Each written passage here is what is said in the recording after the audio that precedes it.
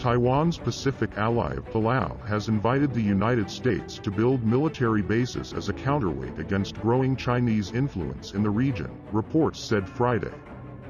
Palau's leader said the Pentagon would be welcome to open land bases, port installations, and airfields, while Washington could also send its Coast Guard to protect its vast ocean areas. The request came during a visit here last week by Defense Secretary Mark Esper, the first ever trip by a U.S. Pentagon chief to the tiny republic, AFP reported, which is made up of hundreds of islands in the Philippine Sea near Subic Bay and is closely aligned diplomatically with Taiwan. Mr. Esper traveled to Palau as part of a U.S. effort to realign its military footprint in the region, adhering to the 2018 National Defense Strategy, which calls for enhanced steps to meet China's security challenges.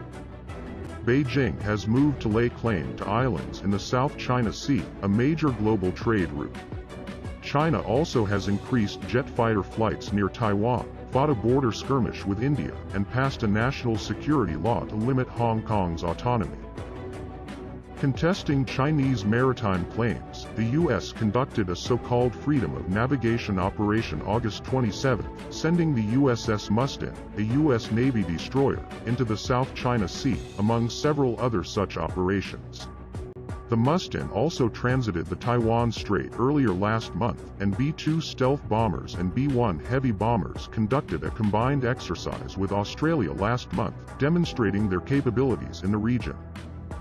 Beijing responded with its own exercises, launching 4 medium-range ballistic missiles from mainland China into an area inside the South China Sea between Hainan Island and the Paracel Islands chain.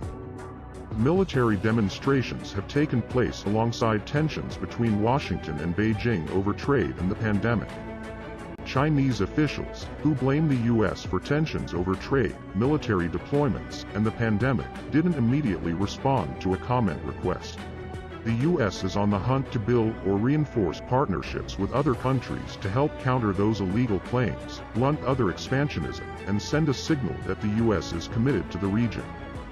Palauan President Tommy Remengsau Jr. visited the White House last year with counterparts from Micronesia and the Marshall Islands, adopting a joint statement on security in a show of unity.